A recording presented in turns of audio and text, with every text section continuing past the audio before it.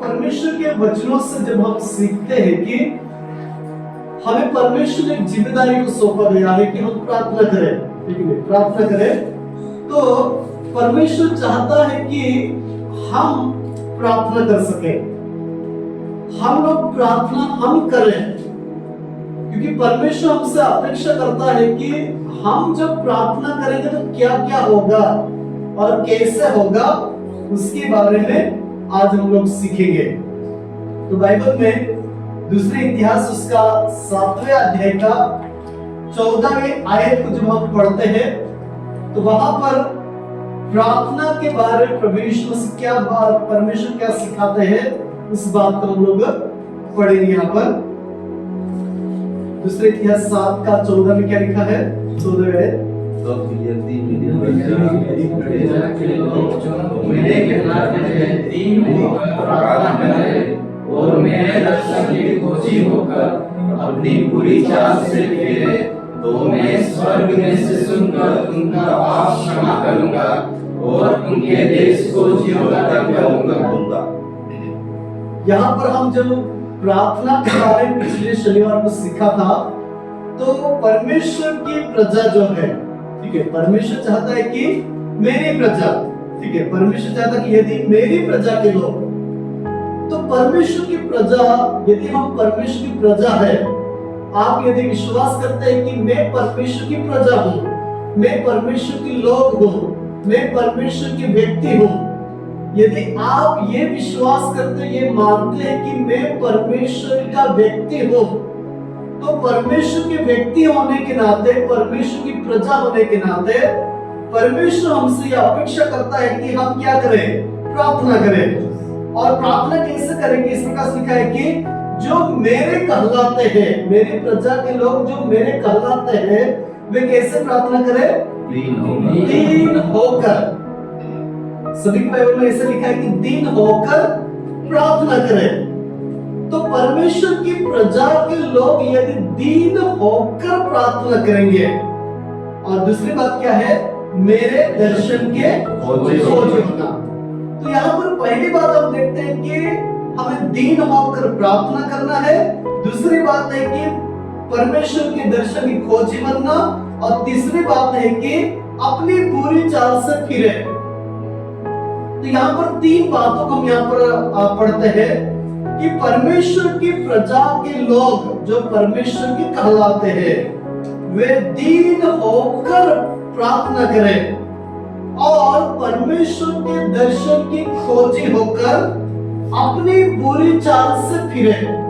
जब परमेश्वर के लोगों को भी अपनी बुरी चाल से फिरना है, तो परमेश्वर के लोग यदि दीन होकर परमेश्वर से प्रार्थना करेंगे और परमेश्वर के दर्शन की खोजी होंगे और अपनी बुरी चाल से जब फिरेंगे, तब परमेश्वर क्या कहता है कि मैं स्वर्ग में से सुनकर उनका पाप क्षमा करूंगा और उनके देश को जो का उपयोग कर दूंगा। ठीक है? तो परमेश्वर चाहता है कि वो स्वर्ग में रहने वाला परमेश्वर, वो हमारी प्रार्थना को सुनेगा। यानी किसकी प्रार्थना? परमेश्वर की प्रजा के लोग। यदि हम परमेश्वर से प्रार्थना करेंगे तो प्रभु सुनेगा और सुनकर वो जवाब देगा।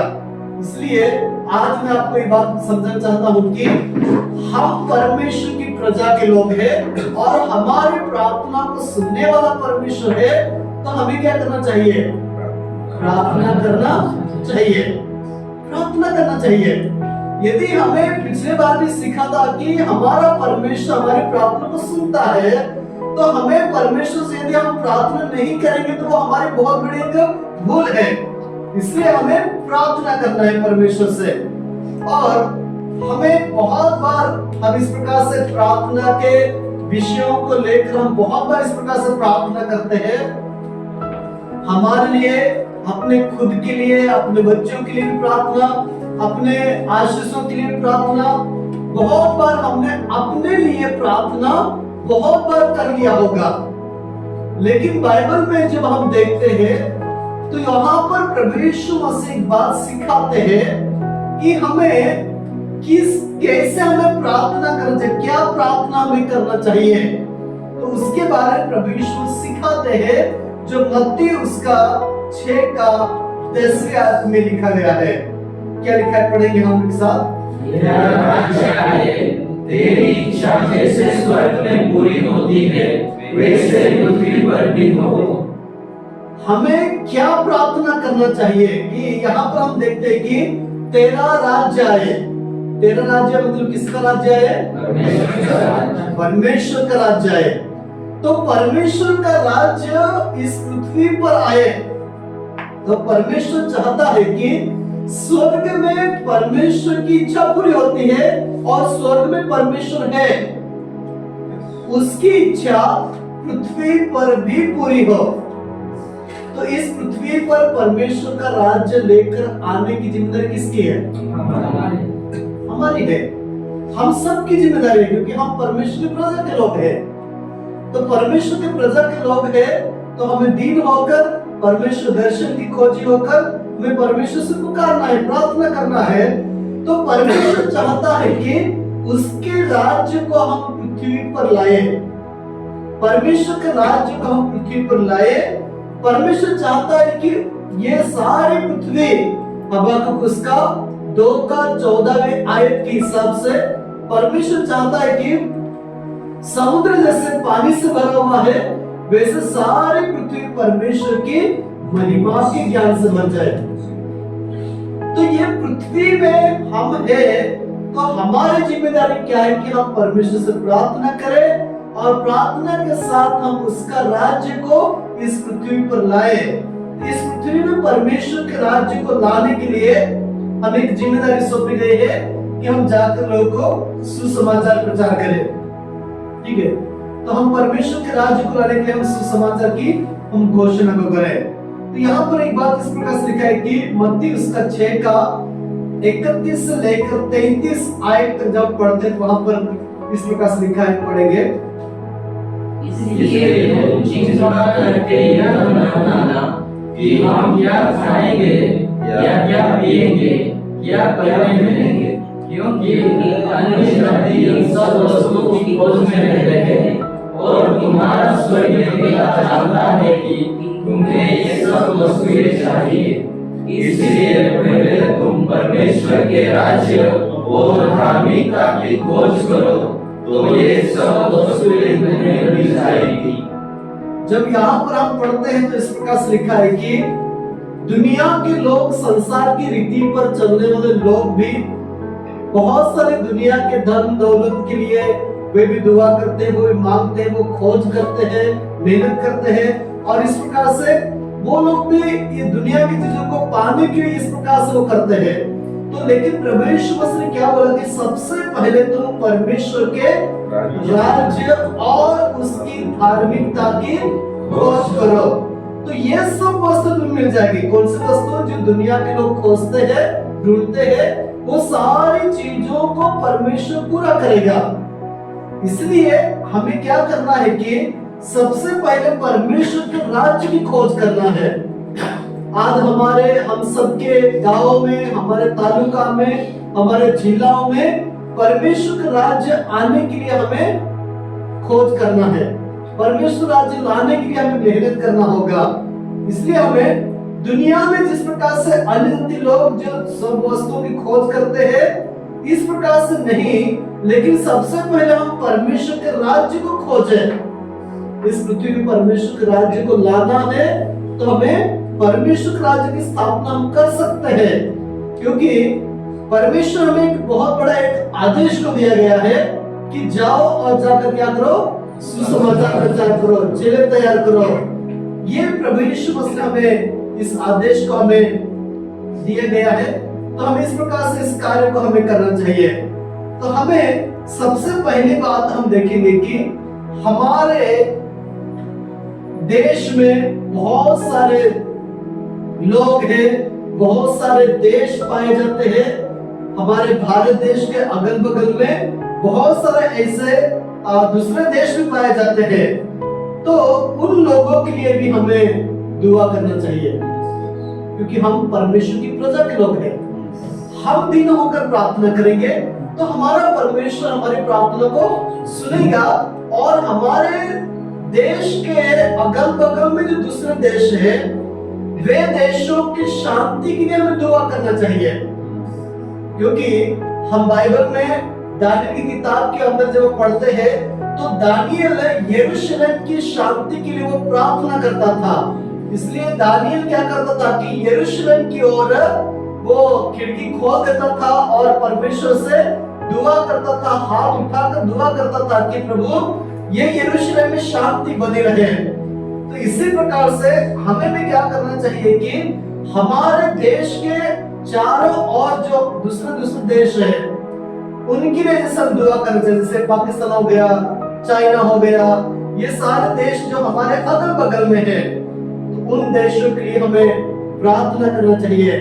आजकल हमारे भारत देश में भी बहुत सारी गरीबी है, बहुत सारे अशिक्षित लोग हैं, बहुत सारे भ्रष्टाचार हमारे देश के अंदर भी होता है। तो ये ऐसे सारे काम जो बुरे काम जो होते हैं, ये सारे काम बुरे काम दूर होने के लिए हमें परमेश्वर से प्रार्थना करना चाहिए। ना कि हमें हमारी जरूरतों के लिए ही ना प्रार्थना करते हुए हम हमारे देश की कुशलता के लिए जब हम प्रार्थना करेंगे तो परमेश्वर आपकी प्रार्थना को सुनकर वो परमेश्वर हमारे देश में अपनी शांति को बनाए कर रखेगा। इसलिए हमें हमारे देश के लिए हमें दुआ करना चाहिए। दूसरी बात है कि हमें हमारे भारत देश में एक ऐसे अच्छे विद्यालय होने के लिए, अच्छे कॉलेज होने के लिए, अच्छी एक शिक्षा हमारे बच्चों को, हमारे देश के बच्चों को अच्छी शिक्षा मिलने के लिए हमें परमेश्वर से हमें प्रार्थना करना चाहिए। क्योंकि देश की कुशलता वो हमारी कुशलता है। यदि हम प्रार्थना करना बंद कर देंगे तो हम हमारे भारत देश के अंदर हम ये जो अच्छी बातों को हम देखना चाहते हैं वो हम देख नहीं पाएंगे। इसलिए परमेश्वर की प्रजा के लोग हम हैं तो हमें दीन होकर परमेश्वर से हमें प्रार्थना को हमें करना है। तीसरी बात है, हमारे भारत देश में बहुत सारे नौजवान हैं जो बहुत सारे एक नशे में है, बहुत सारे गंदे बुरे आदतों में है।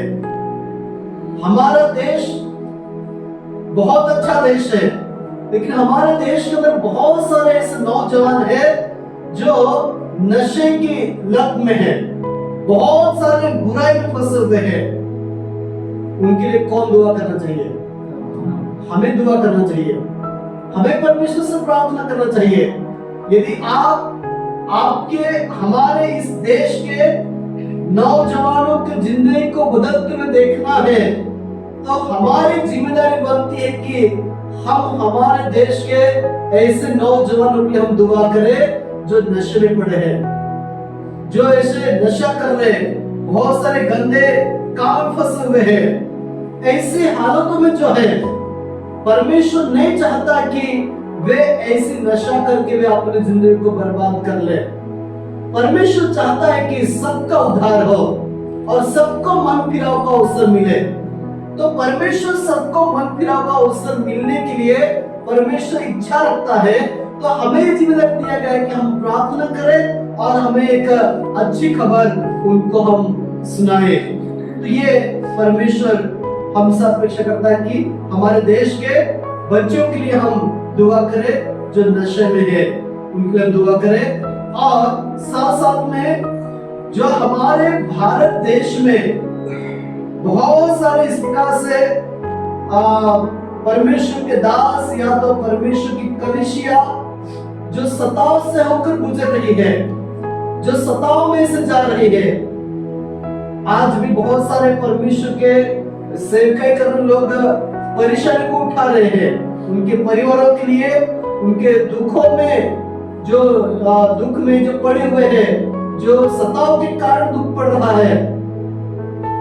आज भी बहुत सारे परमेश्वर के दास लोग जेल के अंदर है, तो उनके परिवारों के लिए उनके लिए हम दुआ करें कि परमेश्वर हमारे देश में जो सताए जाने वाली कलीसिया जो है, उन कलीसियाओं के लिए हम जब प्रार्थना करेंगे, परमेश्वर जरूर हमारी प्रार्थना को सुनकर परमेश्वर जरूर सताए जाने वाले लोगों को हियाव देगा, हिम्मत देगा और इन मसीह के कारण दुखों को झेलने के लिए प्रभु उन्हें मदद करेगा। और साथ साथ में हमारे भारत देश के अंदर एक नई जागृति के लिए हमें दुआ करना चाहिए। एक नई जागृति, नई बेदारी हमारे भारत देश में आए, हमारे भारत देश के बाहर भी एक विश्व के अंदर बहुत बड़ी बेदारी आ जाए। जिस प्रकार से हम पहली सदी की कलीसिया के बारे में पढ़ते हैं कि पहली सदी की कलीसिया में एक नई बेदारी जब आई थी, तब हर दिन लोग प्रभु यीशु मसीह पर विश्वास करते थे। दिन प्रतिदिन लोग प्रभु में जुड़ते जा रहे थे। वो एक नई बेदारी था, वो एक पवित्र आत्मा की बेदारी को हम प्रेरितों के समय में हम लोग यरूशलेम से वो बेदारी शुरू हो चुकी थी। उसके बारे में हम बाइबल में अध्ययन को करते हैं। तो यहाँ पर भारत देश की कलीसिया में जागृति आने के लिए भी हमें दुआ करना है, प्रार्थना को हमें करना है। और नेक्स्ट बात इस प्रकार से कि हमारे फ्रांस के लिए हमें प्रार्थना करना है।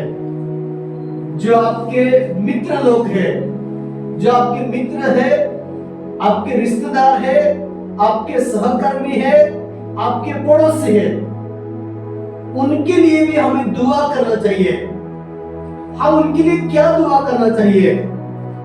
क्योंकि एक खुलने वाली प्रार्थना कि प्रभु उनके हृदय को खोल दे ताकि वो अच्छी बातों को वो ग्रहण कर सके, स्वीकार कर सके। अच्छी बातों को सुनने के लिए उनके कान खुल जाए, उनकी आंखें खुल जाए ताकि परमेश्वर उनके जीवन के प्रति क्या चाहता है उन बातों को वे समझ सके और उनके लिए द्वार खुल जाए, दरवाजा खुल जाए। मतलब हम उनके पास जाए और उनके साथ हम अच्छी बातों को सुनाए।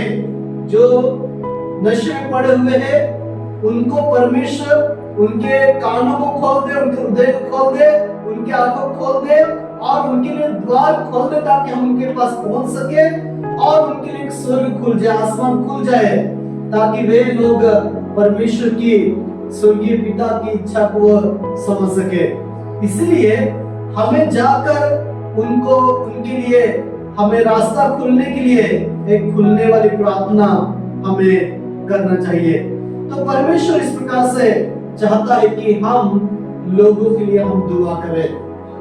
तो यहाँ पर एक व्यक्ति के बारे में यहाँ पर पढ़ते हैं जिसका नाम है जॉन नॉक्स। ये जो जॉन नॉक्स जो है, ये जॉन नॉक्स एक प्रार्थना करने वाला एक आंदोलन के जैसे हम लोग देखते हैं कि जॉन नॉक्स ने एक प्रार्थना जिस प्रकार से जॉन नॉक्स कर रहा था, एक देश के लिए वो मांग रहा था और वो देश का नाम है स्कॉटलैंड। तो स्कॉटलैंड मुझे दे दे या तो मुझे मार दीजिए।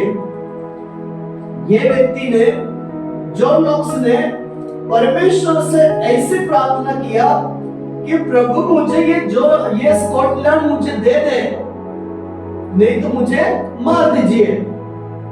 तो जॉन नॉक्स जब परमेश्वर से इस प्रकार से वो प्रार्थना करके मांगता है कि प्रभु मुझे स्कॉटलैंड दे दे, तो यदि आप आपके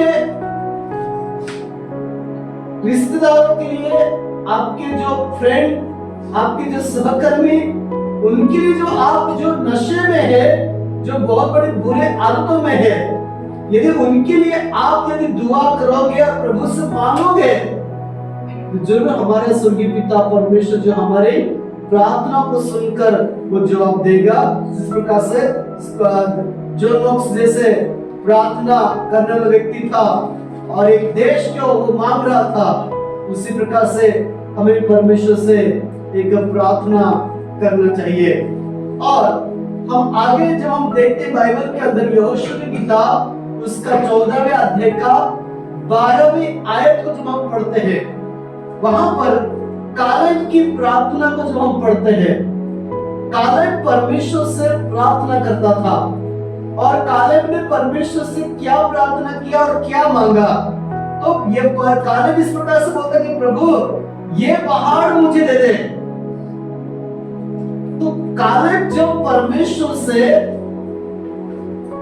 मांगता है, वो प्रार्थना करता है और वो इस प्रकार से कहता है कि अब इस पहाड़ी मुझे दे दे जिसकी चर्चा यहोवा ने उस दिन की थी। जैसे परमेश्वर ने अपने पूर्वजों के साथ अब्राहम और मूसा, इन लोगों के साथ परमेश्वर जिस प्रकार से बातें किया गया था, उस प्रकार से याबेस ने परमेश्वर से प्रार्थना कर रहा है कि प्रभु ये पहाड़ी मुझे दे दे जो आपने हमारे पूर्वजों से बात किया था। और जब यहोशू 14 अध्याय के 12 वचन में जब कालेब इस प्रकार से इस प्रार्थना को करता है, तो जरूर हमें हमारे जीवन में हमें प्रार्थना को महत्व देते हुए हमें आगे बढ़ना है और हमें जरूर परमेश्वर के वायदों को हमें याद करते हुए प्रार्थना करना है। कालेब के समान, जॉन नॉक्स के समान हम इस प्रकार से हमें प्रार्थना करना चाहिए। जैसे बाइबल के अंदर हम मूसा के मृत्यु के बाद यहोशू एक इजराइल लोगों की अगुवाई करने वाला व्यक्ति बना। तो हम जब देखते हैं कि वायदे के देश को जब जासूसी करने के लिए जब वहां से वहां पर उनको भेजा गया, तो वहां पर इस प्रकार से उनसे कहा गया था कि वायदे के देश को भेद लेकर आइए। और वहां पर 12 गोत्र थे, इस्राएल के 12 गोत्र थे, उनको जब कनान देश के भेद लेने के लिए जब भेजा गया था, जासूसी करने के लिए भेजा गया था, तो वहां पर इस प्रकार से उनको वहां जाकर भेद ये लेना था कि वहां कनान देश कैसा है, वो देश अच्छा है या बुरा देश है, वो उपजाऊ है या बंजर वाला जमीन है, वहां पेड़ है या नहीं है, वहां पर लोग बलवान है या निर्बल है, वहां पर लोग थोड़े हैं या बहुत है, और बस्ती तंबू में रहते हैं वहां के लोग या तो फिर गढ़ों में या किलों में रहते हैं। इस प्रकार से एक जासूसी करके इजराइल के 12 गोत्रों को वहां पर एक जन को, हर एक गोत्रों में से एक जन को बुलाया गया और वहां पर इन 12 लोगों को कनान देश का भेद लेने के लिए वहां पर भेजा गया। लेकिन जब वहां पर भेद लेने के लिए वो जब जाते हैं तो वहां पर बाइबल में इस प्रकार से हम पढ़ते हैं कि कनान देश को उन्होंने भेद लिया, जासूसी किया, और वहां पर उनको क्या मिला कि ऐसे बड़े बड़े वहां पर एक अंगूरों के बगीचे मिले, और अंगूर भी वो लोग 2 व्यक्ति खंडों के ऊपर उठाकर लेकर आ रहे थे। इतना अच्छा दूध और मधु की धारा को बहने वाला देश वो परमेश्वर ने इस्राएलियों को देने के लिए वादा किया गया था, और वे ऐसे एक अनार और अंजीरों का कुछ फल भी वे लोग वहां पर लेकर आते हैं। लेकिन जब वहां पर जासूसी करके जब आते हैं तो वहां पर जो लोग गए थे, 12 लोग गए थे, उसमें से 10 लोग वहां पर आकर कलीसिया को, इजराइल लोगों को रिपोर्ट करते हैं और रिपोर्ट ये सुनाते हैं, इस प्रकार से कहते हैं कि वहां पर बहुत ऊंचे लोग हैं, हमारा कुछ वहां पर चलेगा नहीं, हमसे भी बलवान वहां के लोग हैं। अब ये लोग क्या कर दिया कि इन लोगों ने परमेश्वर के वायदे को वो लोग भूल रहे हैं। जब परमेश्वर ने इजराइल लोगों को समुद्र के अंदर रास्ता बनाकर उनको लेकर चला, जो परमेश्वर उनको आसमान से मन्ना खिलाया, वो परमेश्वर, सर्वशक्तिमान परमेश्वर जो है, उसके उस महान कार्य को ये लोग भूलते हुए जा रहे हैं। और ये लोग मनुष्य की विचारधारा से इस प्रकार से बोल रहे हैं कि वहां के लोग तो बहुत बड़े लोग हैं, हम तो उनके बीच में जाएंगे तो एक कीड़ों के समान हम देख पड़ते हैं। परमेश्वर के वायदे को इजराइल लोग जो थे वो भूल रहे थे। वहां पर 12 भेदी लोग गए थे, 8 वहां पर 10 लोग जो थे, 10 लोग ऐसा रिपोर्ट सुनाते हैं कि हमारे द्वारा वहां पर काम नहीं हो पाएगा, हम नहीं जीत पाएंगे। वहां पर अनाथ जो लोग हैं वहां पर रहते हैं। तो इस प्रकार से वे लोग वहां पर कह रहे थे। लेकिन 10 लोगों ने कलीसिया को पूरा निराश कर दिया। लेकिन वहां पर उस टीम में 2 ऐसे लोग थे। कौन कौन थे? यहोशू और कालेब थे। वो उस कलीसिया के सामने, इस्राएलियों के सामने 2 लोग हिम्मत के साथ खड़े होते हैं और हिम्मत के साथ खड़े होकर वे इस प्रकार से कलीसिया को प्रोत्साहन करते हैं, इस्राएल लोगों को वो एक उत्साहित करते हैं। 10 लोगों ने निराश कर दिया, वो निराश की बातें बोल दिया, तो इस्राएल लोग वापस जाने के लिए तैयार हो गए। लेकिन ये 2 लोग कालेब और यहोशू, ये लोग परमेश्वर के उस वायदे किए हुए देश को ये लोग जाने के लिए तैयार हो जाते हैं। और उन्होंने देखा है कि बहुत अच्छा देश है, भले लोग ऐसे, लेकिन परमेश्वर यदि हमसे मदद करेगा, परमेश्वर हमसे सामर्थ देगा, तो हम वायदे के देश को हम जरूर कब्जा कर लेंगे। और परमेश्वर के उस महान कार्य को, परमेश्वर के उस महान सामर्थ को ये 2 लोगों ने अपने आंखों से देखा भी था। ये परमेश्वर के वायदों को ये लोग याद करते हुए ये आगे बढ़ते हैं। और परमेश्वर सचमुच बहुत अच्छा, दूध और मधु की धारा बहने वाला जगह जो कनान देश सचमुच इस्राएलियों को देने के लिए परमेश्वर वादा किया गया था। लेकिन बहुत सारे लोगों ने उसमें जब भेद लेने के लिए जब गए तो वहां पर 10 लोगों की बातों को सुनकर इस्राएल लोग निराश हो गए। लेकिन हमें यहाँ पर जो कालेब और यहोशू के समान एक निडर होकर बोलने वाले 2 अगुओं के बारे में जब पढ़ते हैं, ये 2 लोगों ने कलीसिया को एक मजबूत करते हैं और हम जाएंगे और परमेश्वर हमें सामर्थ देगा और हम उस देश को हम जीत लेंगे और उस देश को हम कब्जा कर लेंगे। इस प्रकार से इन लोगों ने जब कहा और कालेब और यहोशू कनान के अंदर जब प्रवेश करते हैं। अब यहाँ पर आगे हम जब देखते हैं, ये सारी बातों को सीखने के बाद हमें भी परमेश्वर ने सारे पृथ्वी को उसकी महिमा के ज्ञान से भरने के लिए परमेश्वर ने हमें भी एक जिम्मेदारी को सौंपा है।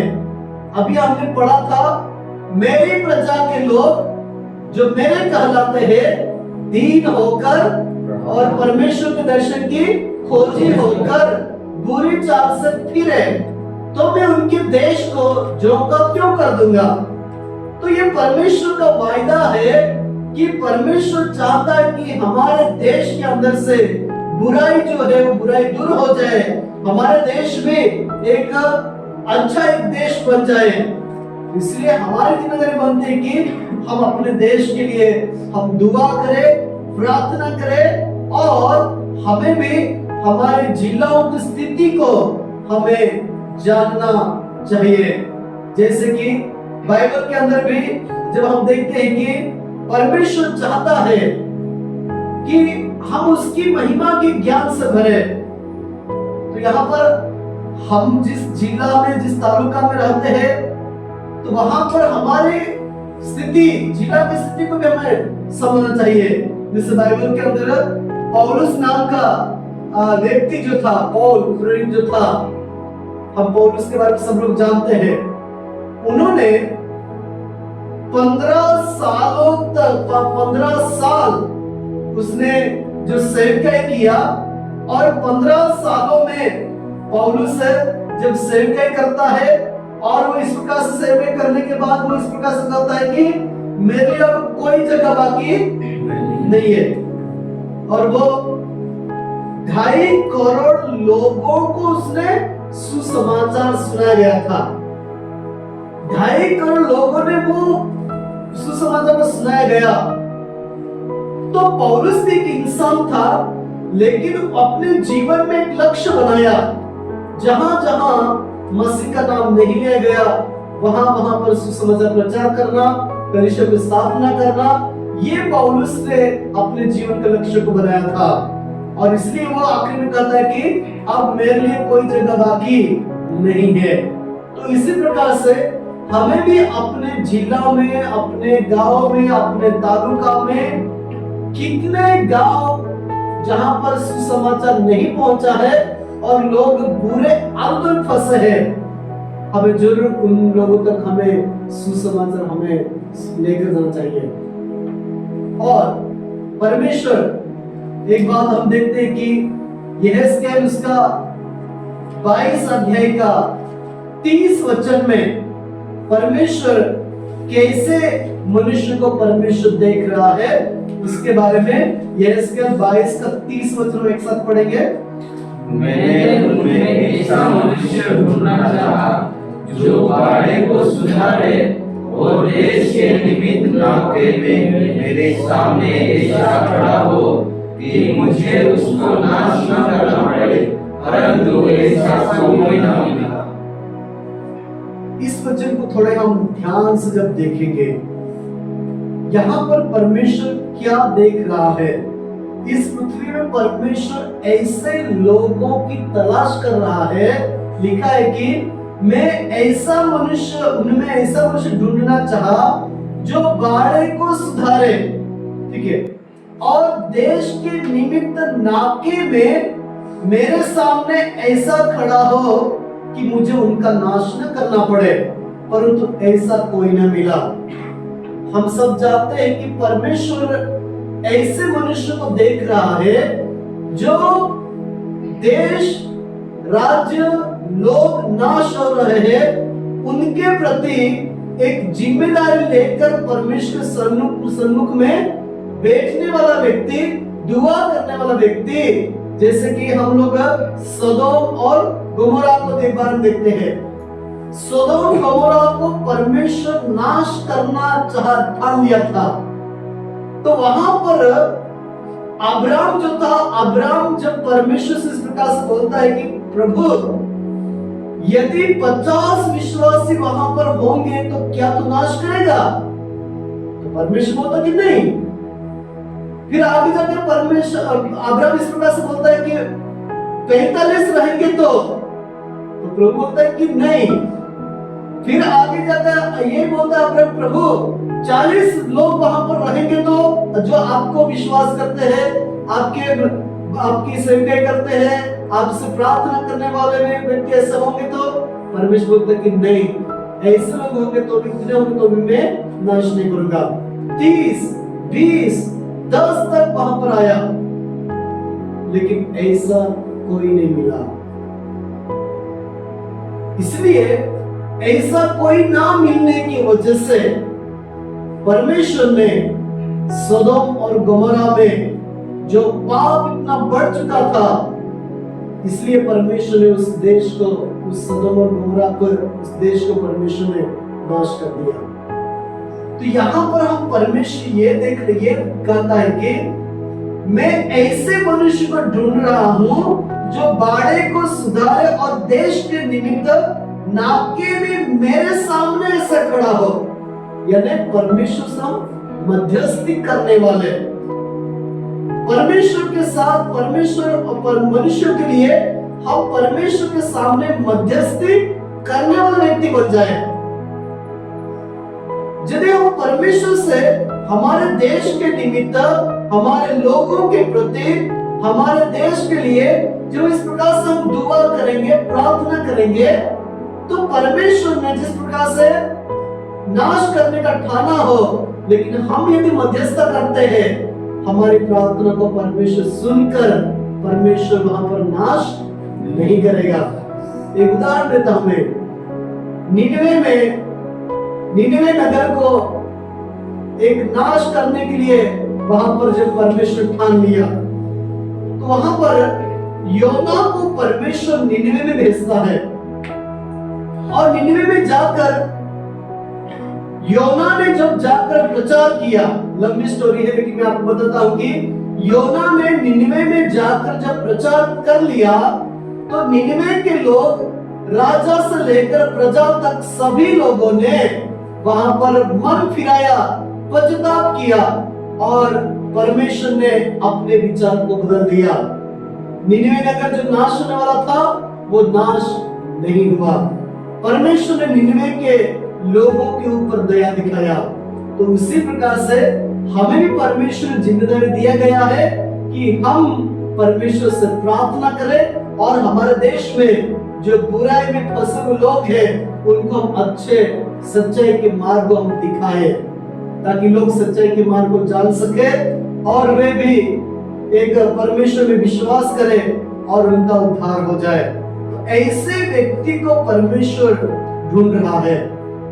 हो सकता है इसमें से बैठे हुए हम एक ऐसे व्यक्ति परमेश्वर से मिल जाए, जो हम देश के निमित्त नाके में खड़े होकर देश के लिए दुआ करने वाले, लोगों के लिए बिचवाई करने वाले, प्रार्थना करने वाले ऐसे व्यक्ति हम परमेश्वर नजर में दिखाई दे, ताकि परमेश्वर जिसे नाश करना चाहता है वे आपकी दुआ के द्वारा, आपकी प्रार्थना के द्वारा वे नाश नहीं हो पाएंगे।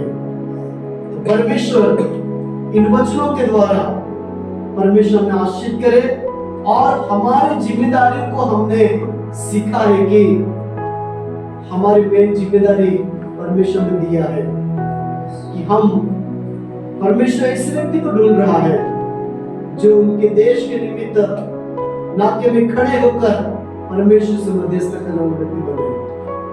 आज प्रभु से हम यही प्रार्थना करेंगे, प्रभु वो व्यक्ति मैं बनना चाहता हूँ। प्रभु मेरे देश में नाश ना हो जाए लोग, मेरे देश को बचाया जाए, उनके लिए मध्यस्थता करने के लिए, बिचवाई करने के लिए प्रभु मैं एक ऐसे व्यक्ति हूँ। और प्रभु से आज हम यही प्रार्थना करें और अपने निर्णय को हम यही लेके, प्रभु मैं एक ऐसे लोगों के लिए दुआ करूंगा जो सताए जन कलीसियाओं के लिए, जो नशे में पड़े हुए लोगों के लिए, हमारे प्राण के लिए और हमारे भारत देश के अलग अलग जगह के लोगों के लिए, देश के लिए, शांति के लिए प्रार्थना करने वाले व्यक्ति हम बन जाए।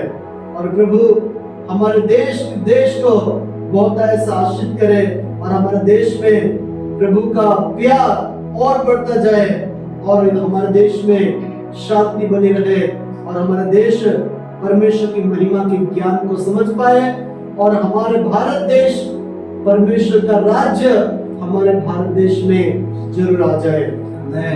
ये परमेश्वर चाहता है। इस